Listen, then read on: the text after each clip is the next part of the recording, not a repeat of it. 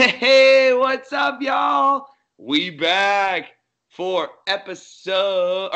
season 2, episode 15. I am the Turn, I'm the Bark. and we're still here. And it's been a long time at this point. Over a year.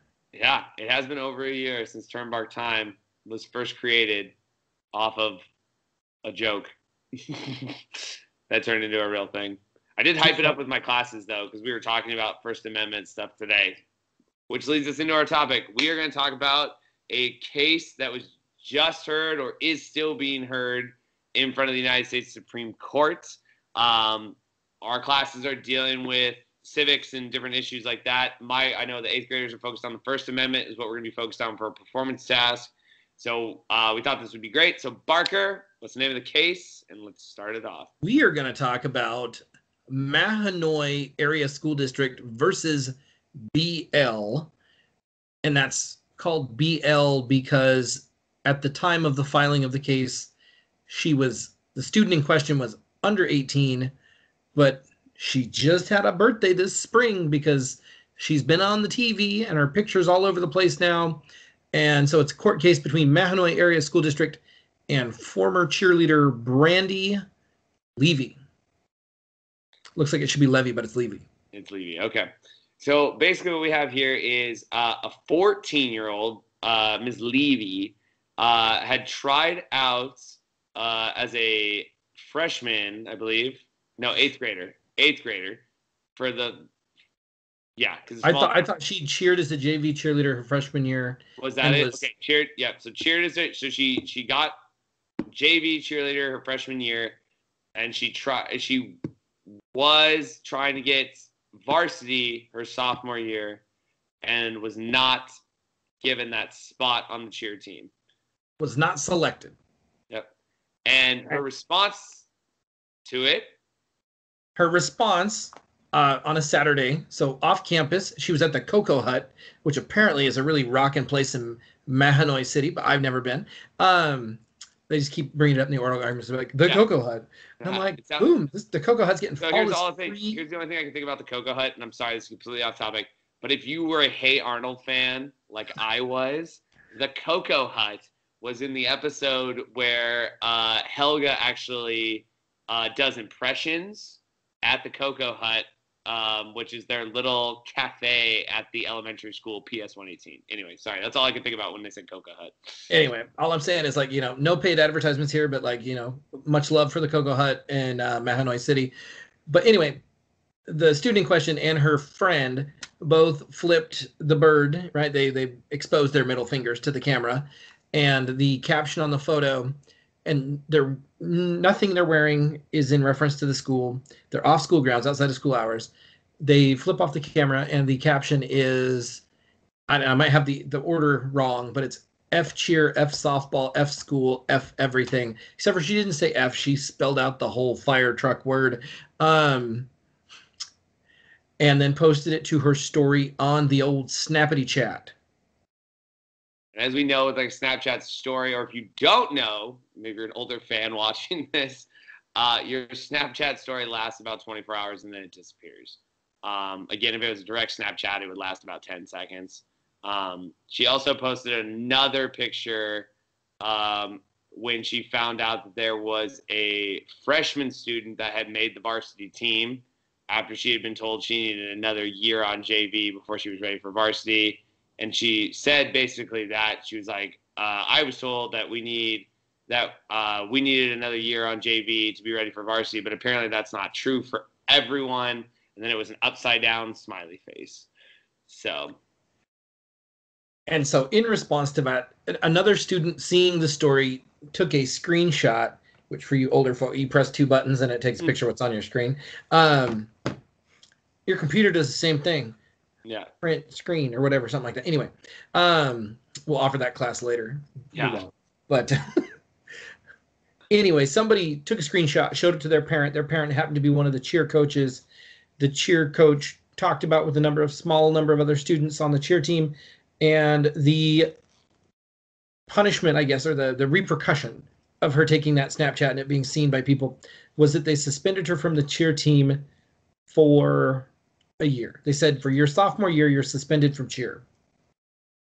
And Miss Levy and her parents took that decision to the local court.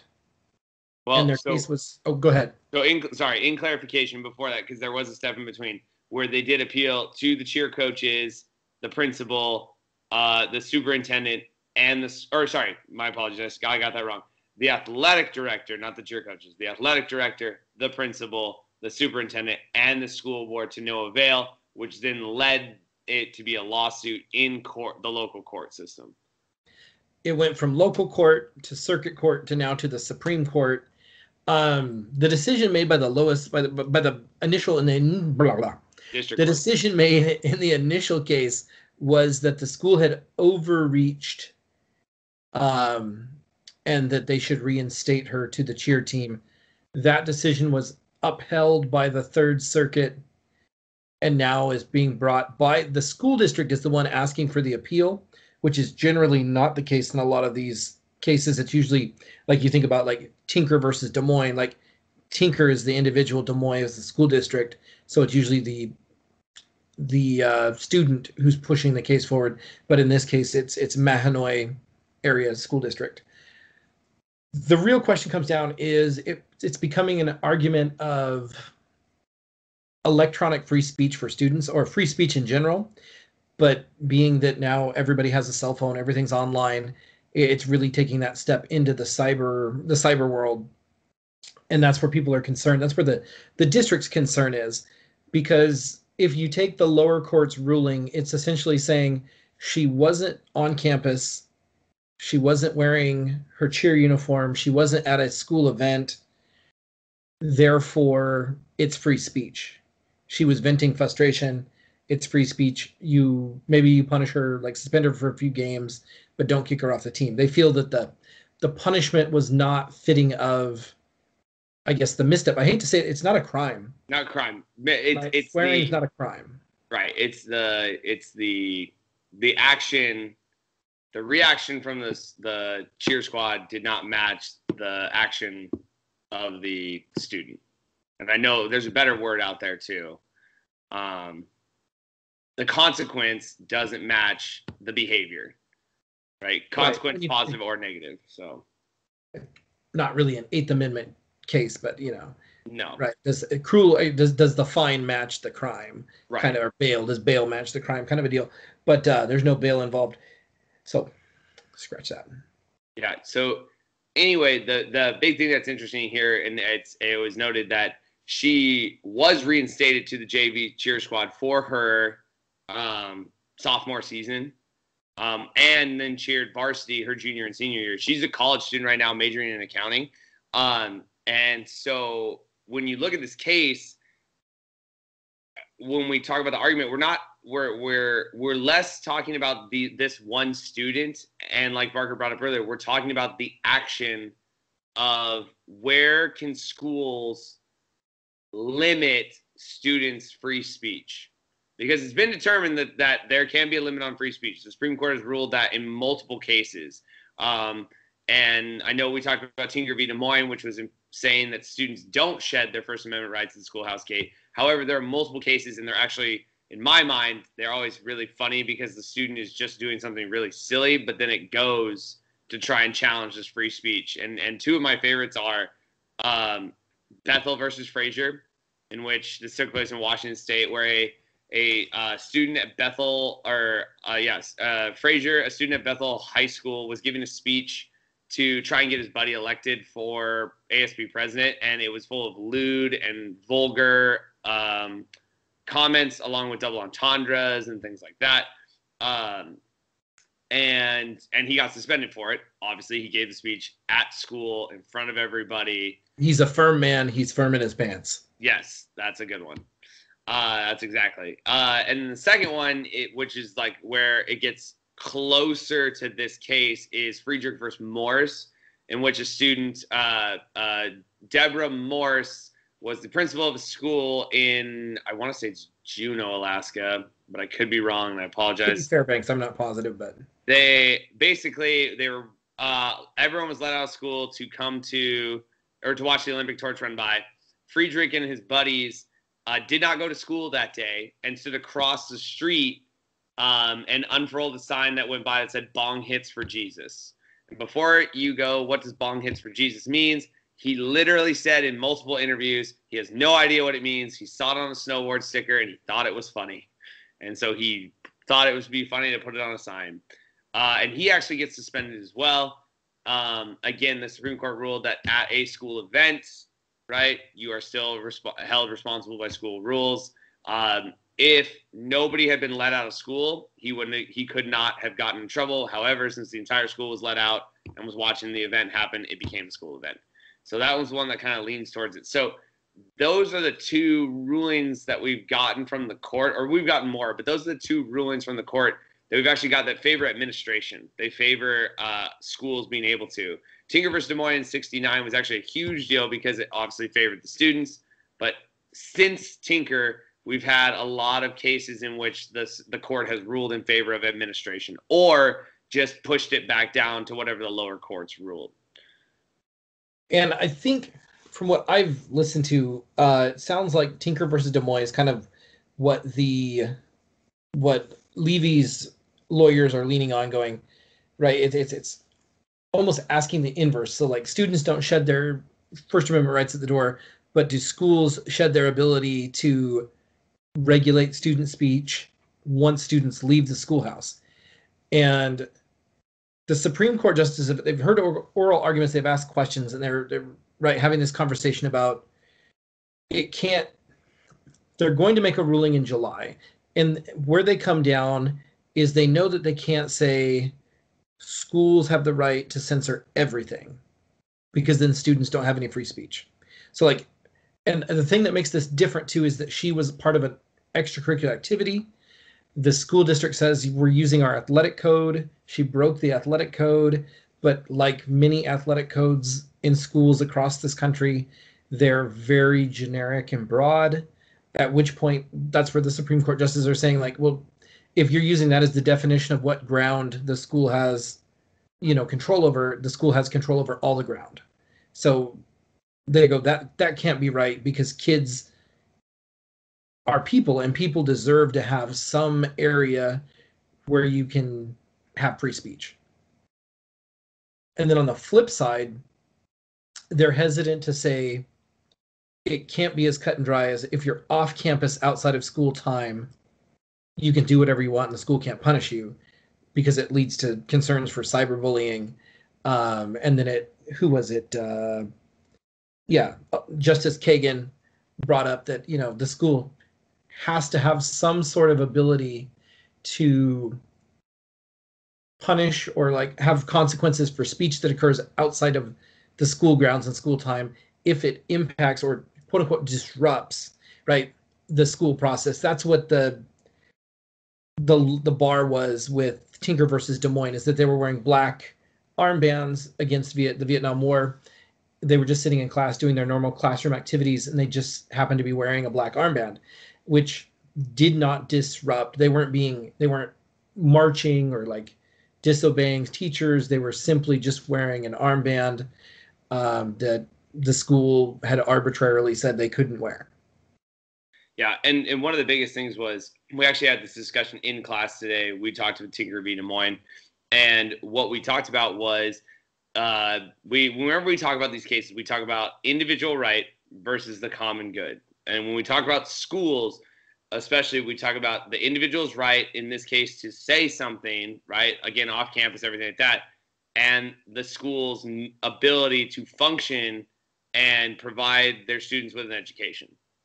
And one of the biggest pieces when we look at this is, did it disrupt the educational process? Did it cause it to make it more did her speech cause a major difficulty in the school's ability to function as a school and educate? And that's going to be the biggest question that's going to be answered. But obviously, like Barker said, you can't do this black and white. You can't. right? Like there's no way that you can just say, oh, you can do this here, but you can't do this here. But what will be interesting was it will lead to a lot of cases that'll probably get brought up about punishment at school or punishment for something the kids said off campus. And that will be very interesting. We're actually doing that's my class's performance task is they're given a court case that's not real, but it's just typed up. But I almost think, and if my class is watching this is what I'm going to do. I'm probably going to swap Levy's case into our performance task and just say, here's Levy's case. Here are some precedents that have been set. And they'll have to decide based on that because I want an argumentative essay. So, Bart, what are you thinking? What are you thinking? We did the same thing at the end of first semester because that's when we taught civics. Yeah. This was the case that we left off with before oral arguments and all of that. So there was a little bit less to know, like where the Supreme Court justices were sitting and what the defense was. Okay. It really kind of comes down to, I think Justice Thomas said that he's really skeptical of drawing like a hard line, like it's always this or it's always that. Like context is a huge, and that was part of what the oral arguments are talking about. Context is really important. Somebody wearing a Confederate flag shirt on a random school day is not inflammatory, but if you're a community like Portland and you're coming off of a Black Lives Matter march and then you wear it because of the context of what's been happening in your local community, that's far more inflammatory than if you just wore it, like a Dukes of Hazzard shirt. Yeah. And so they're saying context matters. So you can't, it's going to be really a very narrow ruling, I think. Mm-hmm. And one of the things that's saving the school is that they only took away the extracurricular activity. Right. If they would have taken and like punished her school wide, like suspended her from school, it would probably go the same way as Tinker versus Des Moines, right, where they said that's an inappropriate consequence for the action of the student. But it really comes down to the athletic code and how strong is an athletic code. Does that, can we legally hold kids to that higher standard when they're off campus? Or does that higher standard only apply when they're at a school event or representing the school, like wearing school-related material, a uniform, speaking after a game to the newspaper, but does it extend to their Instagram and Snapchat and TikTok on a Sunday afternoon when they're wearing nothing affiliated with school? Yep. I think they're going to rule, and the line's going to be if it targets an individual person, it's meant to damage or harm a program or coach or damage or harm a school. I that's where I think the line's going to be. Like, is your intent, are you blowing off steam, or is the intention of your speech to injure? So it's almost like libel and slander, like slander law. Are you meaning to injure the party, and can it be proven that you're injuring that party? Right. And I think one of the examples they used, one of the justices brought up, was if students make a website where they list all of this like supposed sexual activity of all the girls on campus, and it's done off school grounds, at home, it's definitely going to have an impact on kids in school. Yep. And then you would argue, well, that was meant to harm the girls whose names were put on the website. Right. And so that would meet those criteria, where this just said school in general. And the other thing that muddies the waters is she said, like, F school, F cheer, which is a school-related activity, F softball, which was a club volleyball team or a club softball team. So the softball team was not related to school. And then she said F everything. So it's like two things are somewhat school related or are school related and two things aren't, and I thought it was interesting. Kavanaugh did make the statement. He goes, the First Amendment also doesn't say that schools it doesn't bar schools from disciplining inappropriate speech. Right. Right. It says kids have free speech, but it doesn't say that. Like it's kind of the same arguments that are coming around with, even like the former president's speech, where they're like, well, you can say what you want, but there's consequences to your words. Mm-hmm. And so it's really a matter of, is it an appropriate consequence for her exercise of speech? And we talked about, it's different than getting in trouble for like a DUI or for drugs, because that violates that's illegal activity. Right. Where, to quote Kavanaugh, blowing off steam and then to use a few unattractive swear words, doesn't break the law. Right. And that's why I think, like, if I'm going to go, I actually, one of my favorite things to study now that, like, I've kind of kicked the military history bucket, just because it is something that everyone likes to do. So I'm switched over and I like studying kind of like the law and like how it changes over time. And I think that that's what's going to happen here. Like, I think the overall ruling is probably going to be, I think it'll be a pretty solid majority. I don't think it'll be a 5-4. Like, I think it'll be a minimum of 6-3 in favor of the student. But I think what'll be crucial to that will be they're going to write an opinion, that a majority opinion is going to get written where it is going to outline, and so the lower courts have some guidance on this. It's going to say, like you kind of just said, where it's like, you're blowing off steam. Okay, that's one thing. But if you're targeting another individual, you're trying to hurt somebody or attack a program or attack the integrity of a school or something like that, you're going to have a different consequence. And the courts, the freedom of speech is not going to defend you in that case. That's my opinion, just looking at this. And again, I haven't dug way deep into it, but that's kind of where I'm sitting right now. So I could see a pretty one-sided decision as well, but I think what they want to avoid is a bunch of different concurrent opinions. Yep. I think they're going to try and come out and say, like, here's some pretty, like, like I said, is it targeting an individual? Is it malicious? I mean, I don't think schools are going to get the same amount of protection as individuals. Yep. Just because I think and when Mahanoy took this, they said they're concerned about bullying, cyberbullying, and they're concerned about online teaching, because it opens things up tons with every kid being at home. Does that mean that your kid's bedroom is now a schoolroom? So if there's already been numerous things, like, is that if there's something that's inappropriate on the wall, do they get punished? If they, somebody walks by with a beer, like, parent walks by drinking a beer, like, is that, they're at their home, it's not an illegal activity there, but does that make it a school classroom because they're on Zoom? Yep. It's a whole Pandora's box of things that most of us don't want to think about. Right. But the school says we don't want it to be interpreted that anything off campus is untouchable by the school. Because the school is, during school hour, like, we're local parentis, right? We're responsible for the safety of students while they're at school and involved in school activities. So I think it's kind of that extension of, we want to make sure that we can protect students from harm, social, emotional, as well as physical. And I think that's the concern to it. But I think you will see, my guess is pretty similar to yours. I think we'll see a pretty solid opinion, and it will be one opinion, but it might have multiple criteria within that opinion of whether it meets or not. And it seems like all the justices are just trying to figure out where the line is. They want to weigh in on that line. Yep. And I think that going off of that, there will be a majority opinion. I do think there will be a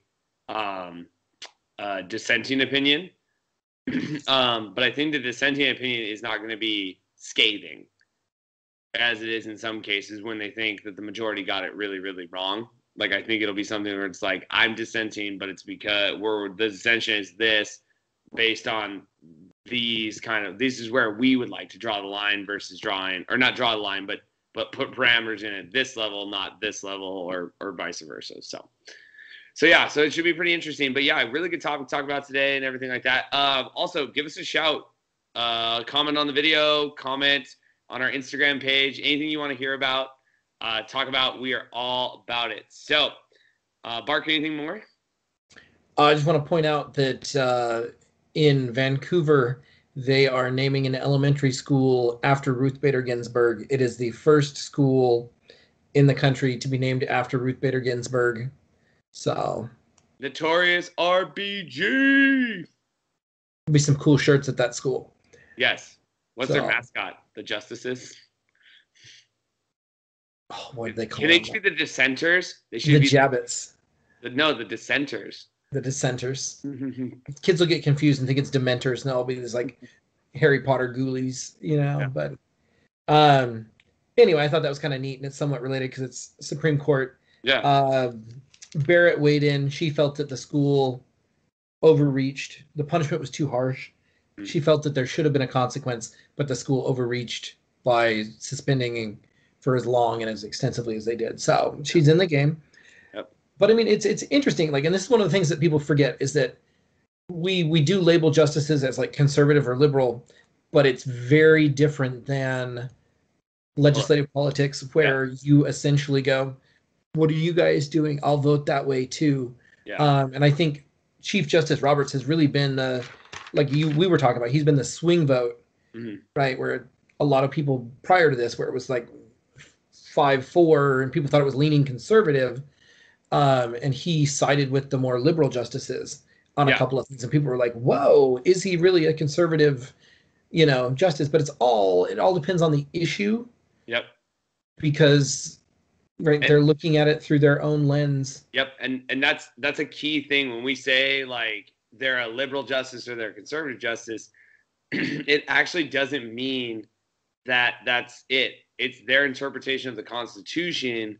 Usually, if you're liberal, you have a more open, a loose interpretation of the Constitution versus a strict interpretation of the Constitution. And so conservatives tend to be more strict, like, hey, what does the Constitution say specifically about this? If it doesn't say it, you're probably not going to be able to reach out and grab it and things like that. So anyway, that's my last piece. Bark, you good? I'm good. Hey, until next time, y'all. I hope you watch this. I hope you enjoy it. If not, we enjoyed making it anyway. Until next time, I'm the Turn. I'm the Bark. And we're going to be here have a long, long time. Have a great night, everybody. Be safe. And be well.